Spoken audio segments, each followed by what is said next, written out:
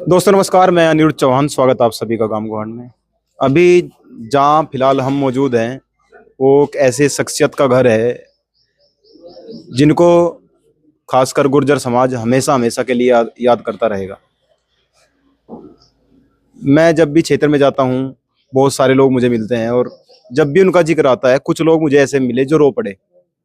ऐसा कभी कभार होता है कि किसी को याद करके कोई रो पड़े। और जब आप किसी भी घर में खासकर रोजगार की जब बात आती है, पूरे भारत में आज रोजगार के लिए युवा सड़कों पर हैं, स्कूल कॉलेज जाते हैं। उन्होंने वही काम किया था रोजगार देने का। बहुत सारे उनके द्वारा मास्टर बनाए गए, अलग अलग विभाग में उन्होंने नौकरी दिलवाई और वो नाम था बाबू नारायण सिंह। उत्तर प्रदेश के उप मुख्यमंत्री रहे और हमेशा हमेशा के लिए उनको याद किया जाएगा। आज उन्हीं के पौत्र चंदन चौहान जो बिजनौर सांसद हैं, फिलहाल गांव में आए थे, उनसे बात करेंगे। आज का जो प्रोग्राम था एजुकेशन को लेकर बाबू जवान सिंह इंटर कॉलेज में खंडरावली में, वो उसमें किस तरह का उन्होंने भागीदारी ली, क्यों उन्हें आना पड़ा अपने क्षेत्र में दोबारा, और क्या क्या रणनीतियां आगे की रहने वाली हैं। पहले तो आपका स्वागत है जी। बहुत बहुत धन्यवाद अनिरुद्ध भाई। गांव गोहान का आपका भी बहुत अच्छा चैनल है जो लगातार स्थानीय मुद्दों से लेके प्रदेश के राष्ट्रीय मुद्दों तक चिंता करता है। तो आपको भी ऐसे जाबाज पत्रकार को हम भी सैल्यूट करते हैं, बधाई देते हैं। आज का जो प्रोग्राम था वो किस लिए था? देखिए, आज खंडरावली के अंदर बाबू जवान सिंह इंटर कॉलेज में एक बैठक बुलाई गई सभी सम्मानित लोगों द्वारा। क्षेत्र की तमाम सरदारियों और आसपास के मेरे परिवारजन बड़े सब इकट्ठे होके एक सकारात्मक माहौल में चौधरी जवान सिंह जी के किए गए क्षेत्र में कार्य, सामाजिक कार्य, शिक्षा के क्षेत्र में किए गए कार्य और किस तरीके से वो स्ट्रैटेजिक थे परिवार के, इस इलाके के नींव रखने के, जो जितनी भी शांति की बातें हों, तरक्की की बातें हों, शिक्षा की बातें हों, उनको लगातार वो प्रेरणा देते थे। उनकी याद में स्थानीय लोगों ने, सभी समिति ने, स्कूल की समिति ने एक मूर्ति की स्थापना की। उसी के अनावरण कार्यक्रम में हम सब आज इकट्ठा हुए थे। बहुत सकारात्मक माहौल में बहुत अच्छा एक कार्यक्रम हुआ और तमाम समाज की अच्छी बुरी बातों को और किस तरीके से हम अगली पीढ़ी को विकसित भारत के, न्यू इंडिया के लिए हम साथ मिलकर तैयार कर सके, एक चर्चा यहाँ होने का काम हुआ।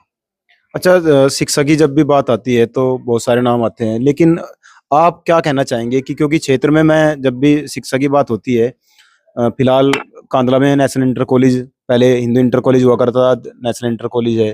खंडरावली वाली कॉलेज का भी नाम आना शुरू हो गया है।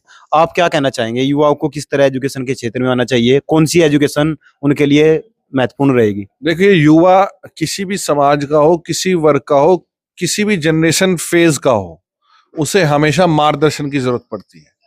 अब पहले मिलेनियम जनरेशन थी, अब जेन जी है और क्या क्या नए नए शब्दों में हम करते हैं, वो मुझे थोड़ी जानकारी कम है।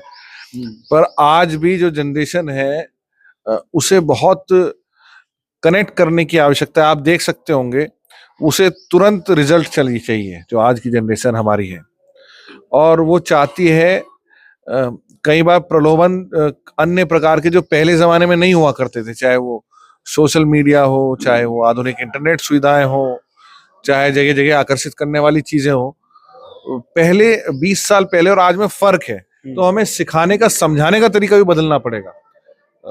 इसीलिए हम अपील करने आए अपने बच्चों को किस तरीके से हम दिखा करते, समाज भी तैयार उस जनरेशन के विचारों को समझे, नेता भी समझे कि किस तरीके से हमें आधुनिक बच्चों को, आधुनिक भारत में, आधुनिक दुनिया में जो नए बच्चे हैं उनके लिए हम आधुनिक सीखने की परंपराएं डेवलप कर पाए।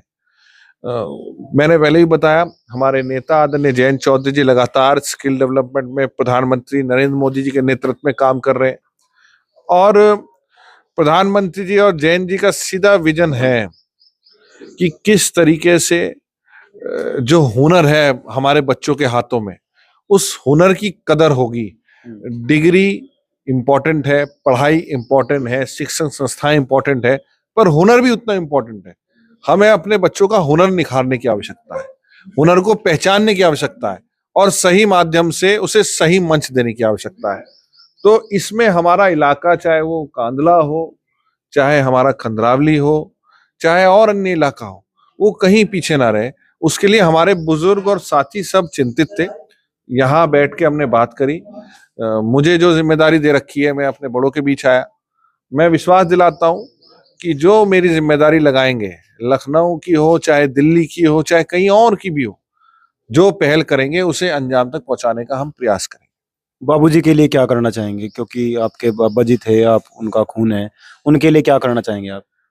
मेरी जिम्मेदारी जो है, एक एक मिनट, एक एक घंटा, एक एक पल, एक एक सेकंड बाबूजी के विचारों को और उनके आचरण को, उनसे देने वाली प्रेरणा को जीवित रखने का मैं हमेशा प्रयास करता हूँ।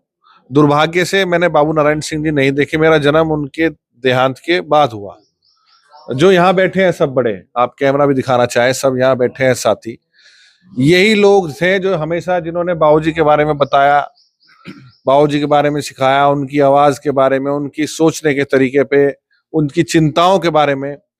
तो ये मेरा फर्ज बनता है कि यही बड़े सिखाते आए, जो ये कहें उनकी बातों पे मैं अमल करूं, यही मेरा परम धर्म है। अगर बाबूजी होते, मैं देखता हूँ आप हमारे गांव से, अगर मैं गांव से निकलता हूँ, मेरे गांव के लगभग 300 मीटर के बाद ठेक्का, इधर जाऊं इधर ठेक्का, इधर भी ठेक्का और इधर भी ठेक्का। अगर बाबूजी आज होते तो इतने ठेक्के, और जो युवा है नशे की तरफ चल पड़ा है, बीड़ी से लेके और दारू तक छक्के चले हैं बिल्कुल कतई। कुछ लोग तो ऐसे हैं सुबह ही ले लें वक़्त निर्णवासी। चिंताएं आपकी सही हैं। सामाजिक संगठन हमारे लगातार बहुत अच्छा प्रयास कर रहे हैं, और जो नई जनरेशन आप देखोगे, वो बहुत बड़ी उसके अंदर चेतना है। हमें विश्वास है, मुझे विश्वास है कि जो नुकसान हमारे देश का, हमारे पिछली पीढ़ियों का नशे के कारण हो चुका, वो आगे वाली शायद पीढ़ी ना उसे अपनाए और वो दूर रहे। ये तो मैं आपके चैनल के माध्यम से, मैं आपके माध्यम से मैं सभी से अपील करता हूं। और हमें सबको भी क्या जिम्मेदारी अपनानी है, सरकार के पार्ट पे क्या होना चाहिए। अच्छाई बुराई समाज में हमेशा पहले से होती आई है, आज भी है, आगे भी रहेंगी। हमें अपनाना क्या है, ये निर्णय लेना, ये हमारे संस्कार, हमारे बड़ों के दिखाए रास्ते, ये स्कूल शिक्षण संस्थान, ये मीडिया चैनल्स, ये सब इसीलिए बने हैं कि ये समय पे हमें सेलेक्ट करने में मदद करें कि हम क्या गलत कर रहे हैं, क्या सही कर रहे हैं। नशा जो अपनाएगा उसे अपना अंजाम पता है कि अंत पारिवारिक संकट के और एक अल्प आयु में बीच में जो छोड़ के जाएगा, वो कहीं ना कहीं बड़ा नुकसान होता है। तो हमें अपने इलाके में, जब इस परमपिता परमेश्वर ने हमें जन्म दिया है, तो अपने जीवन में क्या रोल है उसे हम मिलके पूरा कर सकें, इसी पे चिंता करनी चाहिए। चलो, बहुत बहुत धन्यवाद आपका।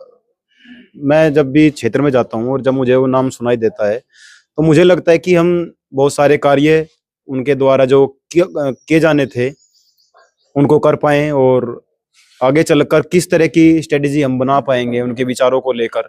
क्योंकि ये देश हमारे महापुरुषों का देश है, चाहे वो चौधरी चरण सिंह जी हो, धन सिंह कोतवाल जी हो, बाबू नारायण सिंह जी हो, जो उन्होंने, उनके सपने थे और जो अधूरे रह गए हैं। मैं अपने क्षेत्रवासियों से भी निवेदन करूंगा कि उनके उस पदोपचिन्हों पर चलकर, उस राह पर चलकर उन सपनों को हम साकार कर सके, जिनकी समाज को, क्षेत्र को बहुत ज्यादा आवश्यकता है। मेरी हमेशा कोशिश रहती है कि मैं उन मुद्दों को ही उठाऊं जो समाज हित के हैं, चाहे वो बलवा बाईपास का मुद्दा हो। इतने एक्सीडेंट वहाँ हो चुके हैं, हमारे क्षेत्र के लोग वहां से निकलते हैं, और बहुत सारे एक्सीडेंट, बहुत सारे युवा उसमें जा चुके हैं। और भी बहुत सारे तमाम गड्ढों के मुद्दे हों, कैराना का मुद्दा हो, कांदला का मुद्दा हो, सड़कों का मुद्दा हो। और चुनाव नजदीक आ चुके हैं, विधानसभा के चुनाव नजदीक हैं, तो जनप्रतिनिधि भी कोशिश करेंगे जितनी सड़कें टूटी हुई हैं उनको बना दिया जाए। हालांकि ठेके तो केवल रिश्तेदारों को और नजदीकी लोगों को ही मिलते हैं, लगभग 6 महीने सड़क चलती हैं। और किस तरह की कार्य हम और कर सकते हैं, आप भी एक बार कमेंट करके बताना है। और हम बाबू नारायण सिंह जी के विचारों को पुनः कैसे स्थापित कर सकते हैं, आपने ये भी बताना है। जुड़े रहें गांव ग्वांड के साथ। जय हिंद, जय भारत।